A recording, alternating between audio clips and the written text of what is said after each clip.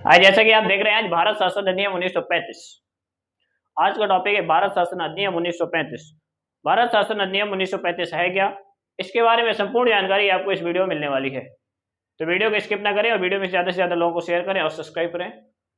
और आगे देखते हैं, आइए देखते हैं आगे भारत शासन अधिनियम।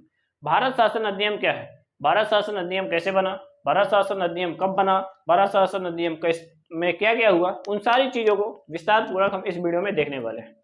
भारत शासन अधिनियम से पहले हम एक थोड़ी सी बात करना चाहेंगे। भारत शासन अधिनियम 1919 मानटेंग्यू चेम्सफोर्ड सुधार जिसे कहा जाता था, 1919 का मानटेंग्यू चेम्सफोर्ड सुधार जिसको कहा जाता, उसमें पहले सब थोड़ी सी नजर डालें। उस अधिनियम को 20 अगस्त 1917 को मानटेंग्यू चेम्सफोर्ड अधिनियम जो 1919 का होता है, उसको 20 अगस्त 1917 को ब्रिटिश सरकार द्वारा घोषित किया जाता है। इस उद्देश्य को लेकर के क्रमिक रूप से उत्तरदायी सरकार का यह स्थापना करेगा। क्या करेगा? क्रमिक रूप से उत्तरदायी सरकार का इसमें स्थापना की जाएगी। क्रमिक रूप से 1919 में भारत शासन अधिनियम आता है, 1919 में भारत शासन अधिनियम आता है और 1921 में भारत शासन अधिनियम लागू किया जाता है। 1919 में आता है और 1921 में भारत शासन अधिनियम लागू किया जाता है।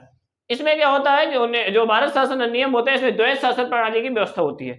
प्रांतों में द्वैध शासन प्रणाली की शुरुआत की जाती है, प्रांतों में द्वैध शासन प्रणाली की शुरुआत की जाती है। इसी प्रकार से ऐसा ही कुछ है भारत शासन अधिनियम 1935। इसी को आगे देखते हुए आइए देखते हैं भारत शासन अधिनियम 1935। यही है, ऐसा ही कुछ है भारत शासन 1935।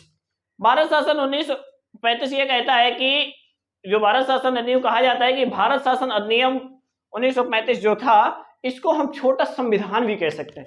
इतना विस्तार पूर्वक, इतना बड़ा ये अधिनियम होता है, इतना बड़ा है ये अधिनियम कि इसको छोटा संविधान भी कहा जाए तो कोई गलत नहीं। छोटा संविधान क्योंकि इसके अंदर 321 धाराएं और 10 अनुसूचियां हैं। 321 धाराएं और 10 अनुसूचियां होती हैं। यह अधिनियम जब पूर्ण उत्तरदायी सरकार के गठन के लिए आता है, तब यह एक मील का पत्थर साबित होता है। तब यह एक मील का पत्थर साबित होता है। इसमें 321 धाराएं, 10 अनुसूचियां होती हैं। इसमें कहा जाता है कि भारत को एक संघ बनाया जाए। भारत को एक संघ बनाने के लिए ब्रिटिश भारत का क्षेत्र जो होता है उसको और देशी रियासतें जो होती हैं उन सबको मिलाकर अखिल भारतीय संघ का प्रस्ताव रखा जाता है, जिसमें से यह प्रस्ताव पास नहीं होता और यह संघ पास नहीं होता, क्योंकि इसमें से जो देशी रियासतें होती हैं, जो राजा महाराजाओं के क्षेत्र होते हैं, उन्होंने इस संघ में शामिल होने से अपने आप को नामंजूर समझते हैं। वो इसमें शामिल नहीं होना चाहते, इसलिए यह प्रस्ताव अस्वीकार किया जाता है। यह प्रस्ताव पास नहीं होता है। यह प्रस्ताव आता वैसे इस अधिनियम में, ठीक है। इसी क्रम में इस अधिनियम में जैसा कि 1919 का जो मानटेंग्यू चेम्सफोर्ड सुधार अधिनियम होता है, उसमें से जो होता है प्रांतों में द्वैध शासन की शुरुआत की जाती है। प्रांतों में द्वैध शासन व्यवस्था की शुरुआत की जाती है। उसी प्रकार यहां से प्रांतों से हटाकर द्वैध शासन को प्रांतों से हटाकर केंद्रीय स्तर पर लागू किया जाता है। केंद्रीय स्तर पर लागू किया जाता है, क्योंकि और कहा जाता है कि प्रांतों को अब पूर्ण स्वायत्तता का दर्जा दिया जाता है। पूर्ण स्वायत्तता यानी कि अब अपनी सरकार स्वयं चलाइए। पूर्ण सरकार का मतलब स्वयं चलाइए, हमारा इसमें हस्तक्षेप नहीं होगा। पूर्ण स्वायत्तता का मतलब यह होता है, थोड़ी बहुत हो सकता है, बाकी हमारा इसमें हस्तक्षेप नहीं होगा। इसलिए इसको प्रांतों कहा जाता है। पूर्ण स्वायत्तता की घोषणा की जाती है। और एक केंद्रीय स्तर पर द्वैध शासन की केंद्रीय कार्यपालिका के कार्यों को, जो केंद्रीय कार्यपालिका के जो कार्य होते हैं उनको दो भागों में बांटा जाता है। पहला हस्तांतरित और दूसरा आरक्षित भागों में। बांटा जाता है। आरक्षित विषय में रखा जाता है, जैसे हो गए विदेश मामले हो गए, जनजातीय मामले हो गए और धार्मिक मामले। इन सभी मामलों को आरक्षित क्षेत्र के अंदर रखा जाता है। इन सभी को आरक्षित, धार्मिक हो गए, विदेश हो गए और जनजातीय क्षेत्र, इन सभी को आरक्षित श्रेणी के अंदर रखा जाता है। आरक्षित श्रेणी का प्रशासन जो होता है, गवर्नर जनरल का प्रशासन, वह अपनी परिषद के द्वारा देखता है। इनका प्रशासन गवर्नर जनरल अपनी परिषद के द्वारा देखता है। इस अधिनियम में पहली बार विधानमंडल की शक्तियां जो होती हैं, उनको 3 भागों में बांटा जाता है। एक केंद्रीय सूची होती है, प्रांतीय सूची होती है और समवर्ती सूची होती है।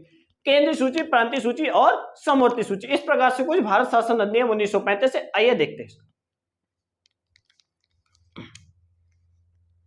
भारत शासन अधिनियम 1935। जब यह लागू किया जाता है तो यह क्या होता है, मील का पत्थर साबित होता है, मील का पत्थर साबित होता है।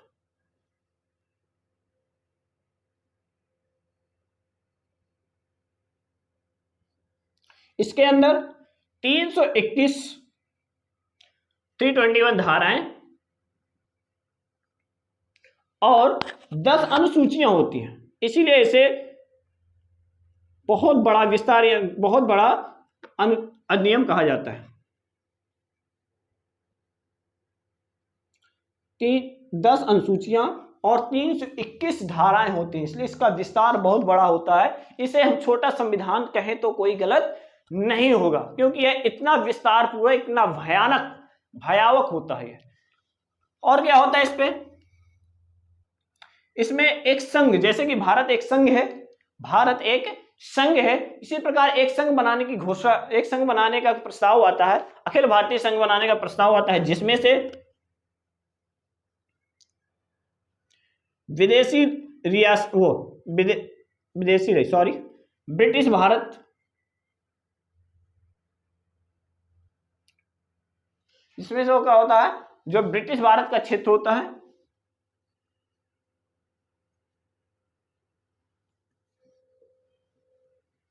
और देशी रियासतें,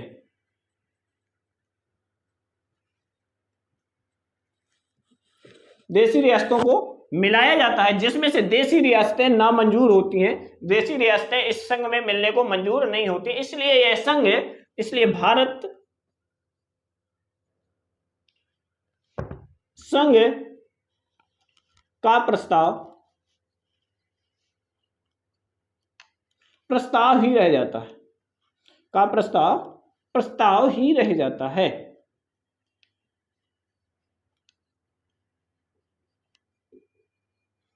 क्या होता है, प्रस्ताव ही रह जाता है।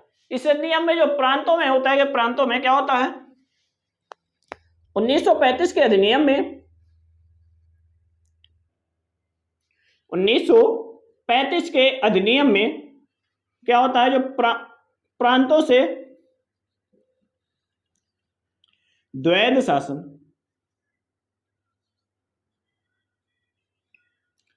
शासन को समाप्त किया जाता है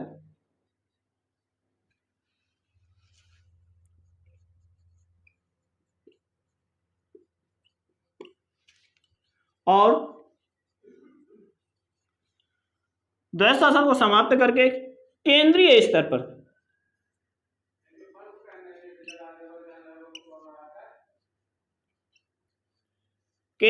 पर द्वैध शासन की शुरुआत की जाती है।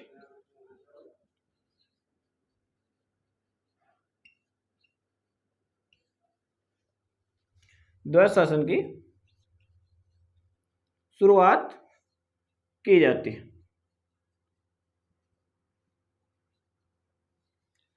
और क्या होता है, प्रांतीय स्तर पे क्या होता है, जो प्रांतों से द्वैध शासन हटाया जाता है उनको पूर्ण स्वायत्तता का दर्जा दिया जाता है। प्रांतों को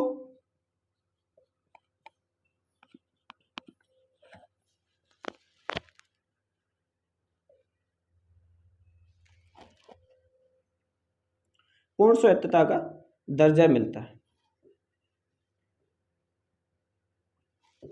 ये होता है पूर्ण स्वायत्तता का, प्रांतों को पूर्ण स्वायत्तता को दर्जा मिलता है। और क्या होता है, केंद्रीय जो कार्यपालिका होती है, इसके विषय को, केंद्रीय कार्यपालिका के कार्यों को 2 भागों में बांटा जाता है, आरक्षित और हस्तांतरित। केंद्रीय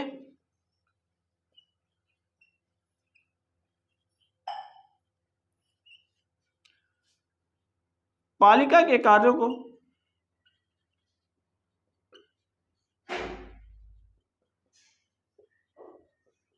दो भागों में बांटा जाता है। कौन कौन से, आरक्षित,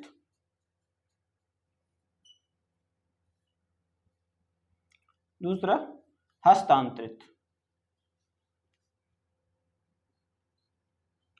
आरक्षित और दूसरा हस्तांतरित, ठीक है। इस प्रकार से केंद्रीय कार्यपालिका के कार्यों को 2 भागों में बांटते हैं। आगे देखते हैं।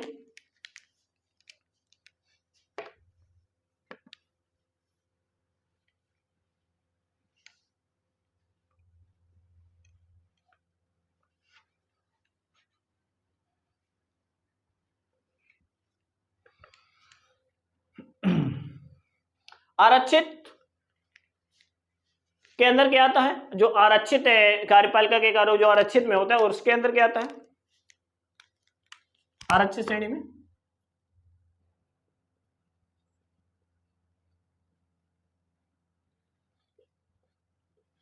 में आता है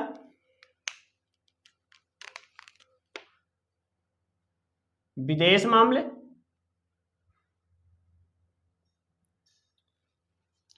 धार्मिक मामले,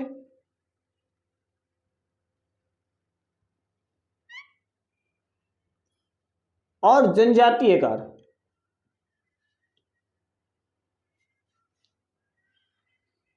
ये तीनों काम जो होते हैं आरक्षित श्रेणी के अंदर आते हैं।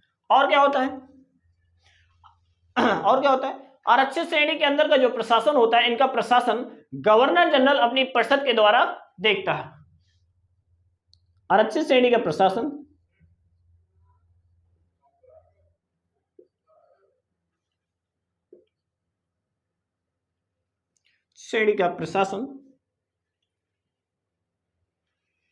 गवर्नर जनरल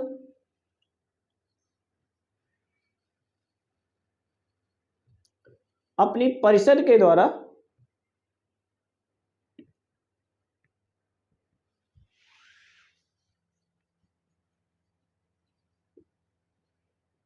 देखता है। ठीक है, अपनी परिषद के द्वारा क्या करता है, देखता है। ठीक है, और इसी नियम में एक बात और होती है, इसे यह नियम कहता है कि पहली बार विधानमंडल जो होता है, विधानमंडल को पहली बार उसकी शक्तियों को 3 भागों में बांट देता है। 1935 का अधिनियम विधानमंडल की शक्तियों को पहली बार 3 भागों में बांटता है। पहली होती है कौन कौन से होता है, केंद्रीय सूची में बांटता है, प्रांतीय सूची में बांटता है, और समवर्ती सूची में बांटता है। प्रांतीय सूची,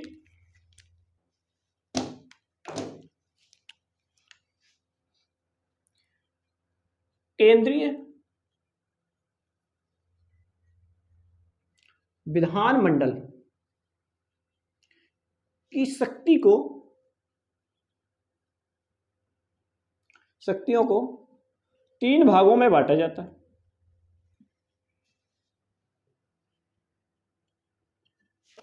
तीन भागों में बांटा, कौन कौन सा,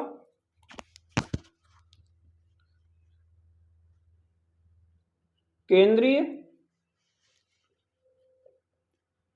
प्रांतीय, समवर्ती।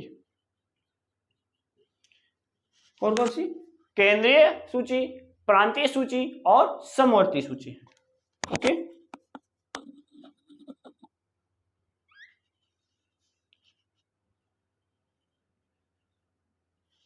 केंद्रीय सूची, प्रांतीय सूची और समवर्ती सूची तीनों भागों में बांटा जाता। केंद्रीय विधानमंडल बनता कैसे है, शक्तियां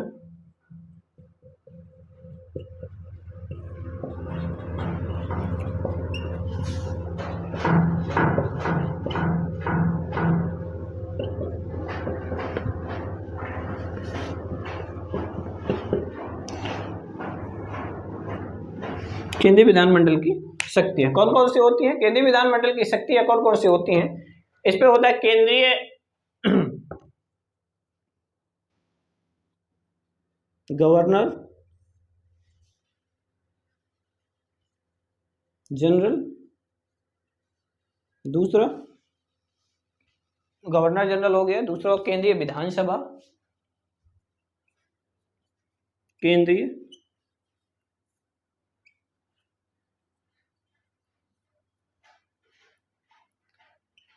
सभा, केंद्रीय राज्य परिषद,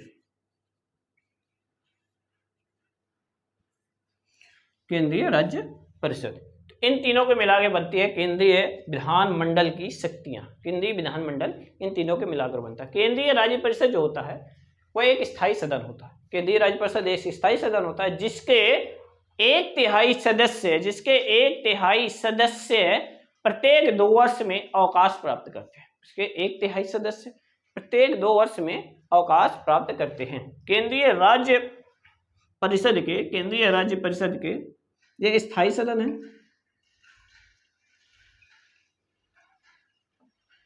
इसके 1/3 सदस्य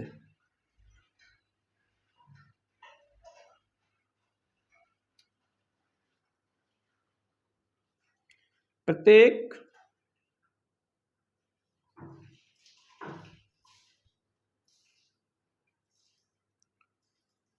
के बाद अवकाश प्राप्त करते हैं।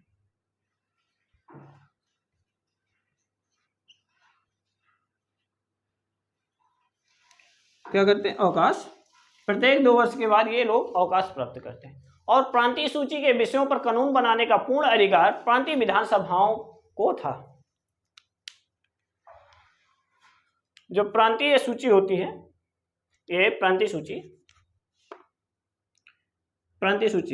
इसमें कानून बनाने का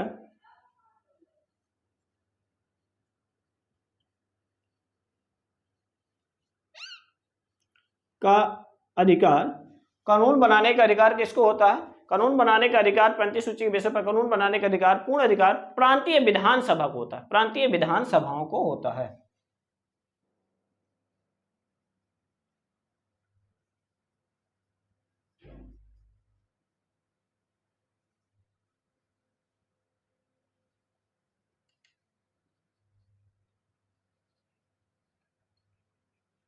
किसको होता है? प्रांतीय विधानसभाओं को होता है। ठीक है, किसको? प्रांतीय विधानसभाओं को होता है। इसमें कानून बनाने का अधिकार प्रांतीय विधानसभाओं के अधिनियम में ब्रिटिश भारत के जो 11 प्रांत थे, ब्रिटिश भारत के जो 11 प्रांत होते हैं, उन 11 प्रांतों में से 6 में द्विसदनात्मक व्यवस्था थी, द्विसदनात्मक विधायिका की व्यवस्था होती है। उसमें द्वि में शेष केवल विधानमंडल होता है, शेष में केवल विधानसभा, केवल विधानसभा होता है।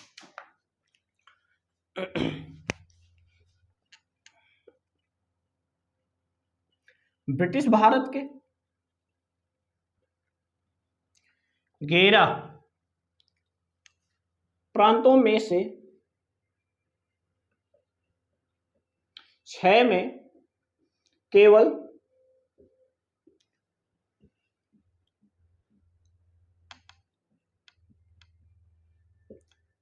द्विसदनात्मक व्यवस्था होती है। 6 में क्या होती है? द्विसदनात्मक व्यवस्था होती है, केवल द्विसदनात्मक व्यवस्था। शेष में केवल विधानसभा का गठन होता है। वो 6 कौन कौन से होते हैं? वह 6 कौन कौन से होते हैं? शेष में केवल विधानसभा होती है।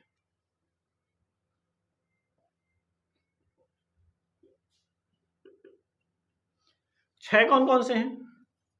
वह 6 कौन कौन से हैं? वह 6 में आता है, पहला आता है बंगाल, बिहार, मद्रास, बंबई, संयुक्त प्रांत और असम। बंगाल, बंबई, बिहार, मद्रास, संयुक्त प्रांत और असम। ये 6 होते हैं जिनमें से द्विसदनात्मक व्यवस्था होती है, द्विसदनात्मक व्यवस्था होती है। ठीक है, और शेष 11 में, वो शेष बाकी जो 5 बचते हैं, 11 में से 6 में द्विसदनात्मक होती है, और जो शेष 5 बचते हैं उनमें केवल विधानसभा होती है, उनमें केवल विधानसभा होती है। प्रांतीय विधायकों को, जो प्रांतीय विधायिका थे, प्रांतीय विधायिका को निर्वाचन क्षेत्र के लिए 2 भागों में बांटता है यह नियम। निर्वाचन क्षेत्र के लिए 2 भाग, एक समान में बांट देता है, एक आरक्षित श्रेणी में बांटता है। समान आरक्षित श्रेणी, समान आरक्षित श्रेणी शुरुआत से जो द्वैध शासन की व्यवस्था है चलिए यार, उसी पे एक क्रम चलता है।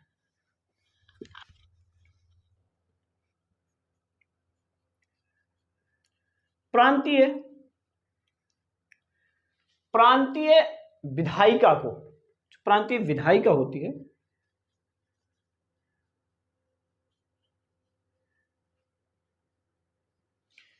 विधायिका को निर्वाचन क्षेत्र के लिए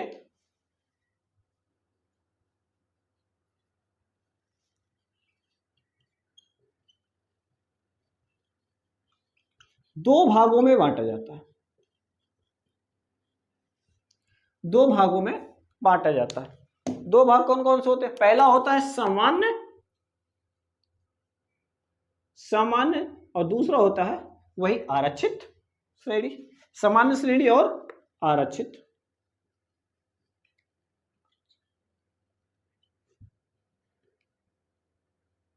सामान्य श्रेणी और आरक्षित श्रेणी, यही होते हैं। ठीक है, ठीक। प्रांतीय, जो ये प्रांतीय विधायिका को निर्वाचन क्षेत्र के 2 भागों में बांटता, इससे प्रांतीय विधानसभाओं के चुनाव फरवरी 1937 में हो गए थे। कब?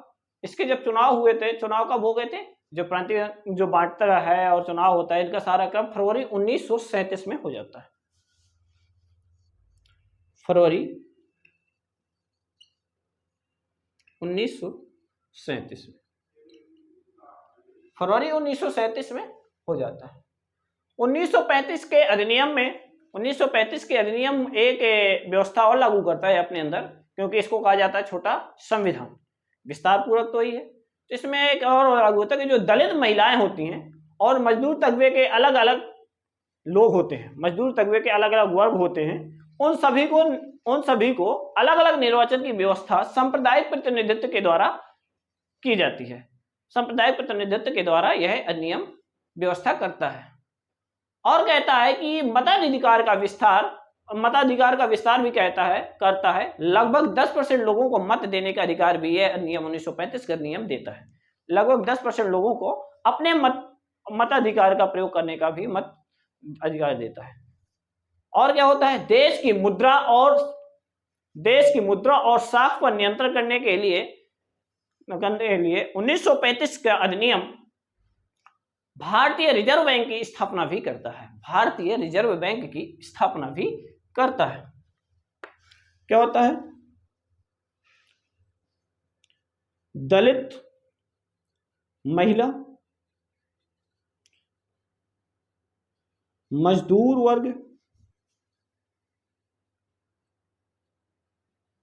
लोगों को मत देने का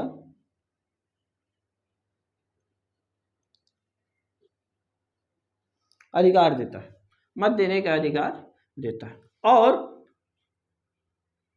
मताधिकार का विस्तार करते हुए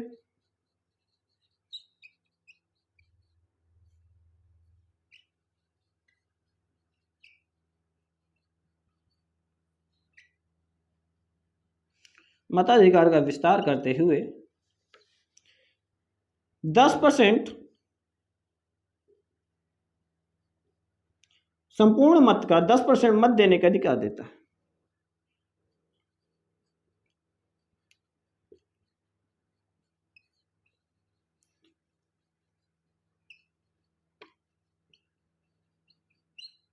मत देने का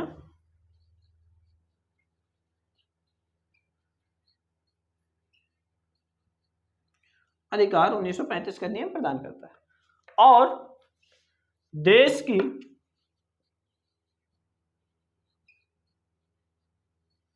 मुद्रा और साख बचाने के लिए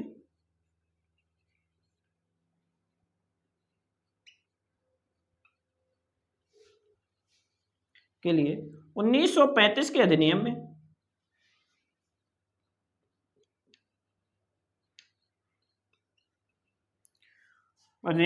भारतीय रिजर्व बैंक की स्थापना की जाती है।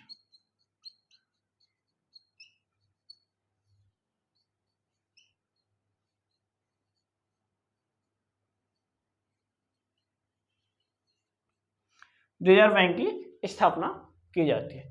तो ये था 1935 का भारत शासन अधिनियम, 1935 का अधिनियम, जिसको छोटा संविधान भी कहा जाता है, जिसमें से 321 धाराएं और 10 अनुसूचियां भी होती हैं। 321 धाराएं और 10 अनुसूचियां होती हैं। और इसमें क्या देखा हमने? इसमें